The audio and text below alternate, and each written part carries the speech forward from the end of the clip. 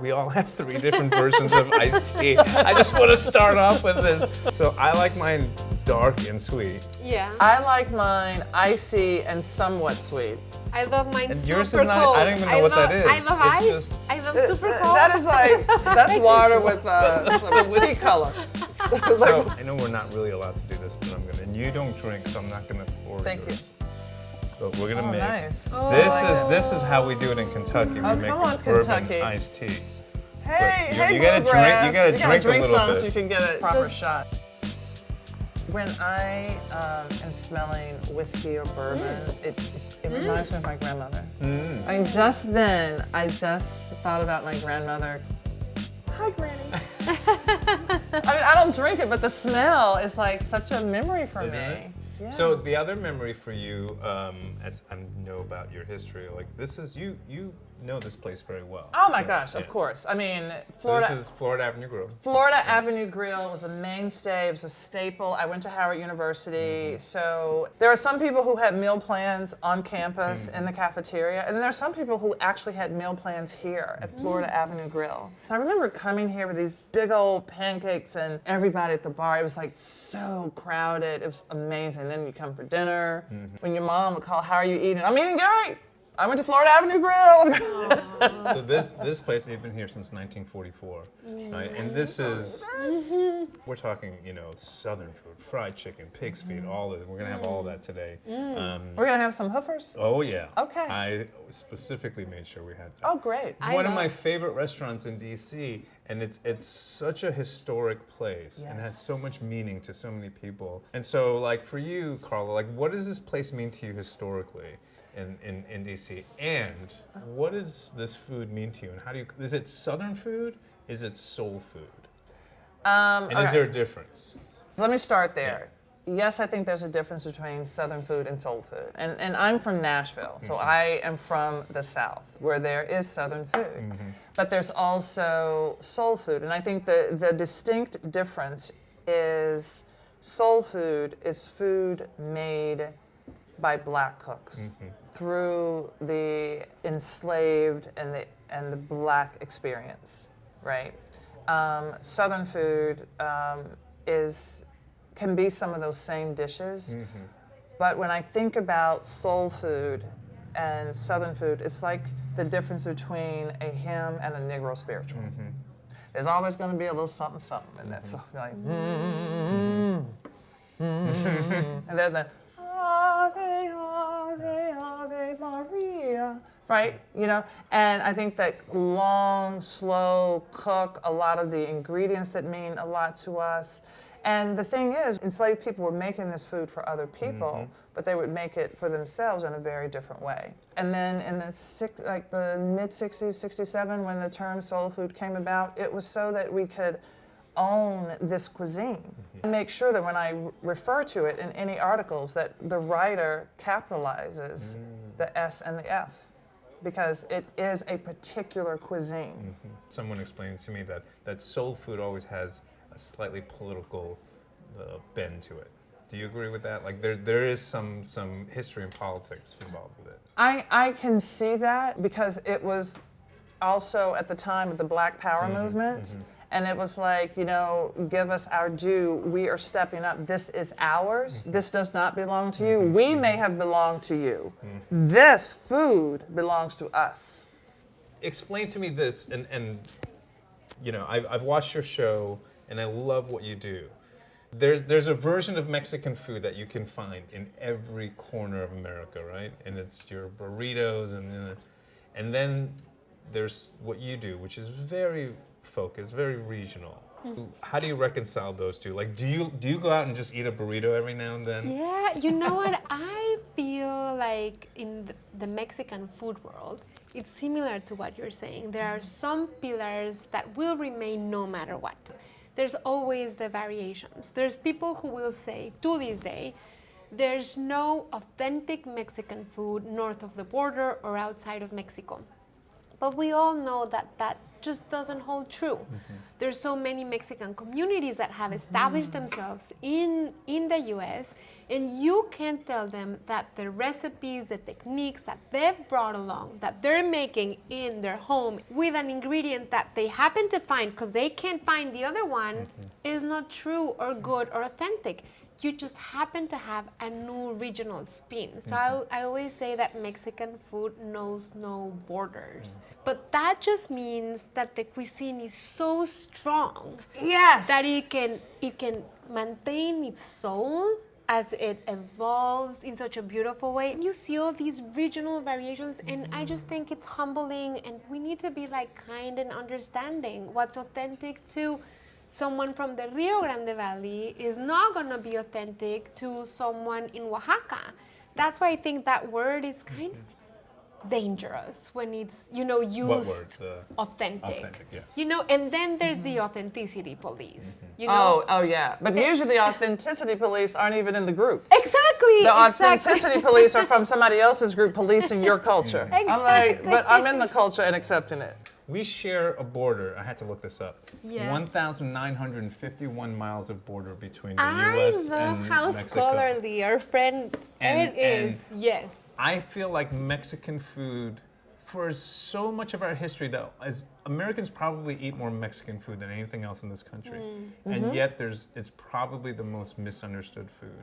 Because what we eat, we think of as Taco Bell or a margarita and a fish taco. We think, oh, it's Mexican food. No. But where do you draw the line and say this I- is? I love You these know. conversations so much. I love these questions so much. And I'm the eternal optimist. You know, it's like if there weren't all these thousands of Taco Bells, there wouldn't be the awareness of the taco. Yes. You know, and then that opens the door, and then someone comes and shows you, oh, you can now make your soft corn tortilla. There's some room to go in. It's like people who complain about Cinco de Mayo. And in Mexico, people don't celebrate Cinco de Mayo like we do here at all. But me and hundreds of thousands and millions of other Mexicans who are on this side of the river, of the Rio Grande, it's an excuse to celebrate anything Mexico. Yes. So where do you draw the line? But also thinking about taco and the origin of the word. Whether or not you are Korean, whether or not you are German or African, if you use the word taco, it comes from Mexico. Yeah. It comes from the Mexican culture. And so that history remains. But when you think about soul food, those people who created soul food do not have their language. So our dishes, and why it's also political, you forbade people to speak in their language. So you don't know where you're from. So when you think about jollof rice and some of these dishes that come from West Africa, they're gonna hold the culture in the word. Soul food doesn't hold the culture of the words because it's borrowed. And so that is the disconnect, and that's why it's a fight to own, to classify, to hold on to this food, because as Black cooks, because this is where we hold our culture. And I spoke to a young lady the other day, and she's from North Carolina. I said, oh my gosh, a Black girl. Do you know hot water cornbread? She's like, never heard of it before in my life. I'm like, wait, what? And so I literally made her call her grandmother. She's on speakerphone. She's like, Grandma, do you know hot water cornbread? Of course! I'm like, Why'd you I pass it said, on? Grandma, you dropped the cultural ball. And it turned out that her grandmother stopped doing it because it was like she saw it as a poor person's dish. Yes. And then that skillet cornbread Yeah. was a higher, like almost an indulgent, richer version. And so that's what she wanted to pass down to her ancestors. And so sometimes the cultural ties are dropped because of the perception of them. Then And you sometimes you have to did. let go of the past to go forward. But you always lose something. Yes. Yeah. So I've heard this with Southern food and soul food.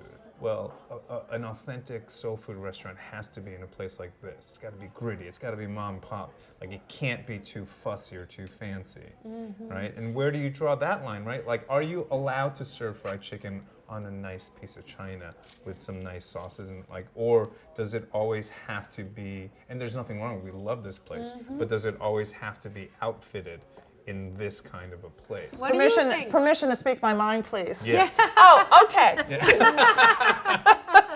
All right. So what's interesting about that, I think that Black people will say, I want to have my soul food in a place like this, but they will accept that fried chicken in a nice place from somebody who is non-Black. Okay, that's where I was going with yes. They will. They will. And why? What is that? For me, it comes back to a place of self-love and acceptance. And why will you accept the great and the good and the higher end from someone else, but you will keep your own people down in a place? And this is an amazing place, and I love it, but it's not or, it is and. This and that. It not only can be this and that, it should be this and that. So I don't know what exactly is coming, but I basically told them to give us everything. Okay, I'm hungry. Oh my God! Yeah. Oh! Oh my God! Yeah. What? Well, that's mine. The crispy's mine. I have not been here to eat in so long. I do love baked chicken. I could never decide on what sides I wanted, so I love sides. So I would always get a plate of 4 sides. Así? This is the pig's feet. Yeah. So this is like Oh my This chicken is- God. you just get right in, look, the bones just fall right. Okay, yeah, they just fall out. Okay, so get in there, get in there. Yeah, this is where you need your hot sauce. I love getting a little bit of the skin, Okay. you know, and the cartilage in there. And then what I do is put a little hot sauce on that. Okay. Just hot sauce and pig's feet. Yeah, because there's no meat here. Este es gordito, pero It's just cartilage All cartilage. and skin. Yeah, Okay, skin great. and fat. Okay, hot. It just melts into It your melts mouth. in your mouth, isn't it? The pig's feet have so much gelatin. Yeah. Yeah. Like tomorrow morning, your fingernails are gonna shine. Oh my God. Oh my yes. Yeah. Oh. Come on. Okay. I think. Oh my God, that pork chop looks. This reminds me of my grandmother too. Okay. Ah. Okay, but Oh my I'll God, try the greens. greens are amazing. It's like Thanksgiving all over again. What a treat, I know. I know. This is amazing. What? Oh my God. I'm so happy. Uy, this in a taquito, See, look, she wants to put everything in a time. una tortilla. This is why. Cornbread, thank you. Can you explain to me the difference between the cornbreads?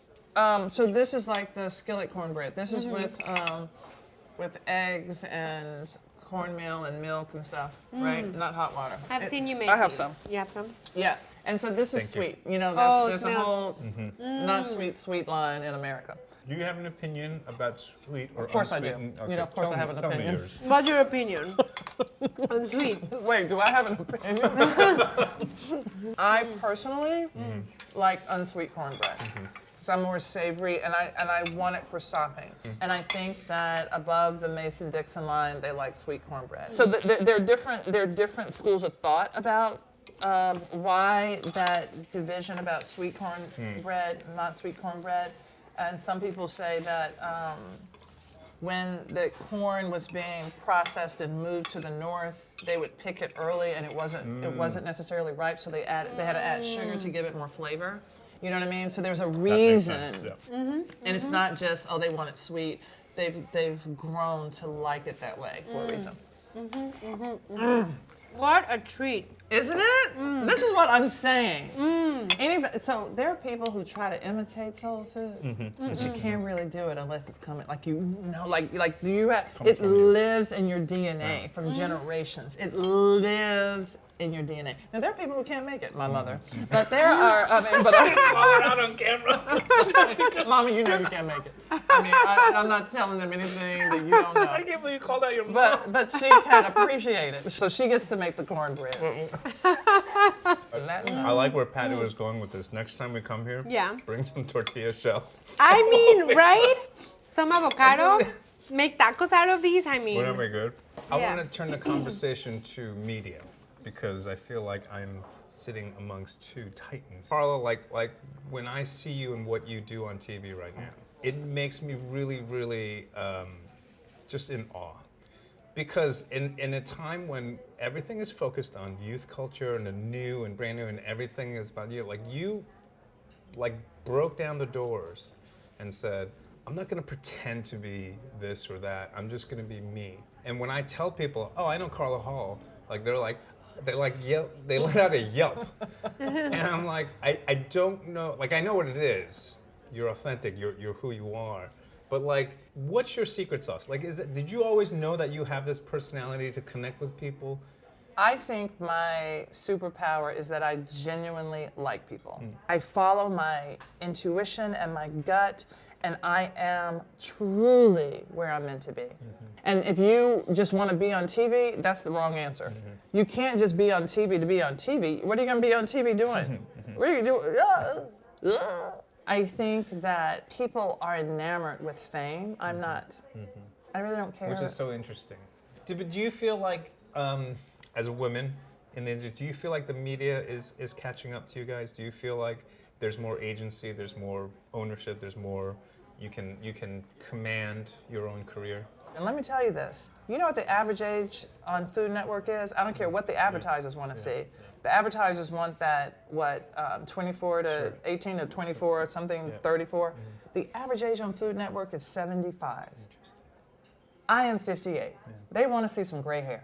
I mean, they may want to see a young guy, but they also want to see someone's older. And I think that's also saying, I'm not trying to be anyone else. So with you, Pati, Hello. in this internet age where everything has to be 10 seconds or 20 seconds or 156 characters, I thought PBS has no more, who's going to watch that? We don't have an appetite for that. And I love it when someone comes up and proves them wrong and goes, no, we're going to do this for 11 seasons. You go against the grain and go, yeah, everyone's going to do 20-second shots. Well, here's an hour. And I'm going to do it thoughtfully. And you know.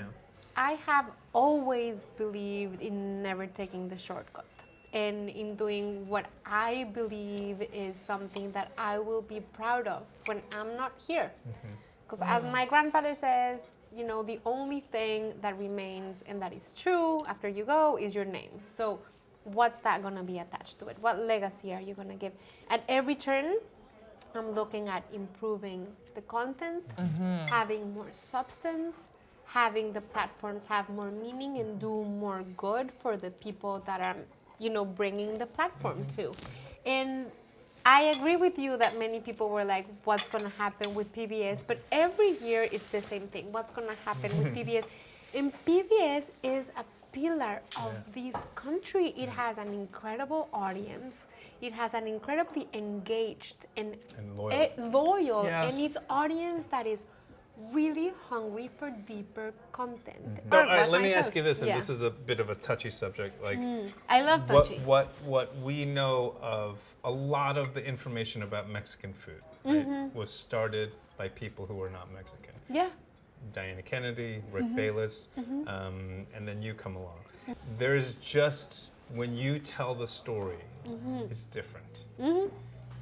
Not to take anything away from these people, not to take anything away from Rick Bayless or Diane Kennedy, but why is it different when you and a Mexican American tell those stories? Well, it is because you cooked in that broth. You're part of that broth. You understand it in a certain way. You know the slang of it. You know the depth of it. You know the weaknesses of it. You know, and especially when you are from that culture and you move somewhere else, there's this nostalgia, this romanticism, this duty, this mission. And you have to think about this. Mexico is a country and a culture that we are very submissive. We are a country that we always look at the other and the foreign as better, as superior, as improved. We have the superpower as our neighbor. Anything that's US is better. Anything, you know? And Mexico Like the big grew up, stepchild. and Mexico was a colony of Spain for 300 years, thinking that Spanish European is better, the Spanish language. So until like the 80s and the 90s, Mexicans, any Mexican that wanted to celebrate an anniversary, it was, let's go to the Italian restaurant, to the French restaurant, to the Chinese restaurant. Anything that's foreign is better than ours. And here comes Diana Kennedy, a British woman that's fascinated with Mexico and that is doing the work that Mexicans aren't doing. Because Or don't have the opportunity to do. we have the opportunity. So that's why, because I think many people are now criticizing Diana Kennedy. You know, it took a foreign woman to come and be enamored with the country and say, look at what you know, like, look at what you have. And she wasn't taking the credit of it.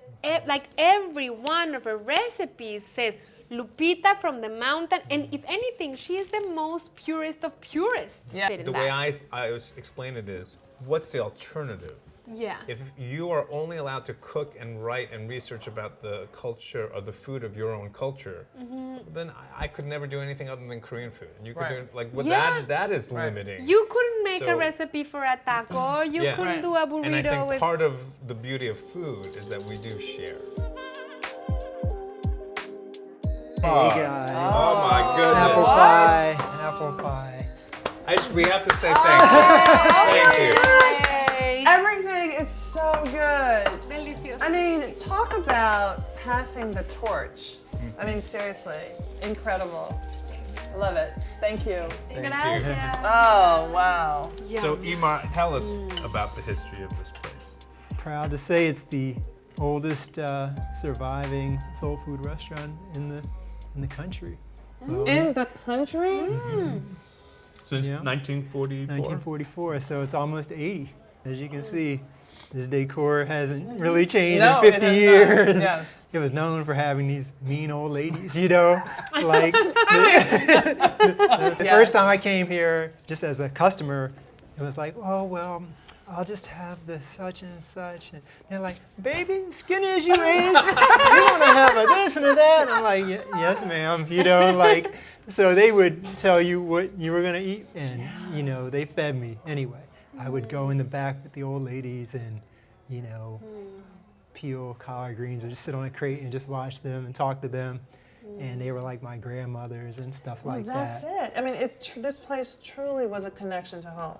Tell us Yeah. the story about the origin when you had like the chickens in the Yeah, front. yeah. So it wasn't this whole, the place back in the day was cut up into kind of like a little shopping center. There's maybe 4 different retailers, a shoe repair and something else. So they only had 2 stools, and they only had the front part, and it was Mr. Wilson, Lacey Wilson Sr., who was a shoe shine man on Capitol Hill, saved up his tips, he opened the grill, and there's a story that they had so little money when they started that they would fry up 2 chickens, he'd give his wife the money, and she'd go run and buy 2 more chickens. And so they say it was built 2 chickens at a time. You know, I look at this plaque, right?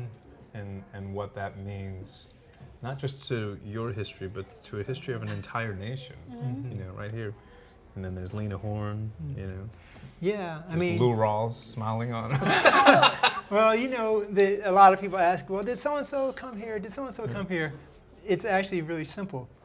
Everyone came here because we couldn't go downtown, you know? So any black person you name, famous or not, rich or not, they came to Florida Avenue Grill and the places that were available to them, you know? And so it's kind of like, I used to ask Mr. Wilson, like, oh, well, what about, tell me what happened where? And it was like nothing to him. And he would just not come out with it. I would say, well, didn't you say Dr. King planned the March on Washington there? He's like, yeah, that's where he had all the meetings for it. I said, well, where is that? Oh, table 4. I said, okay.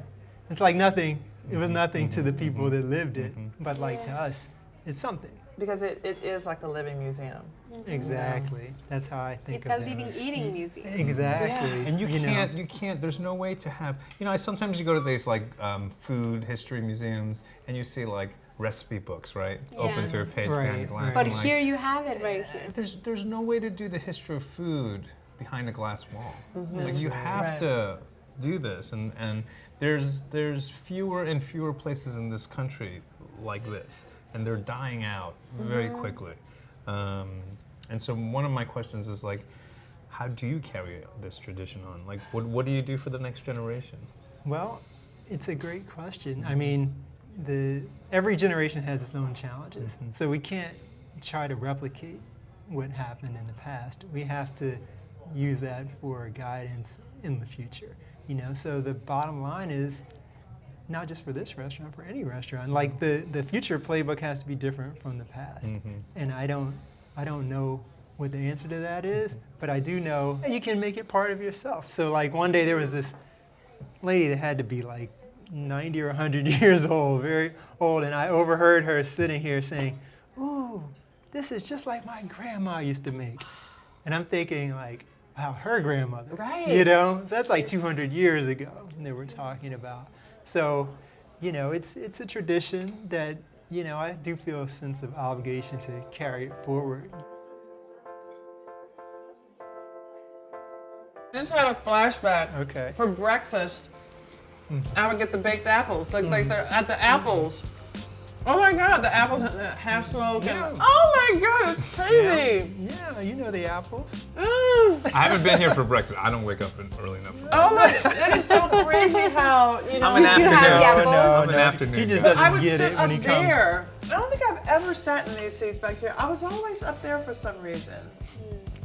Yeah, People have patterns. They always sit in the same places. You know?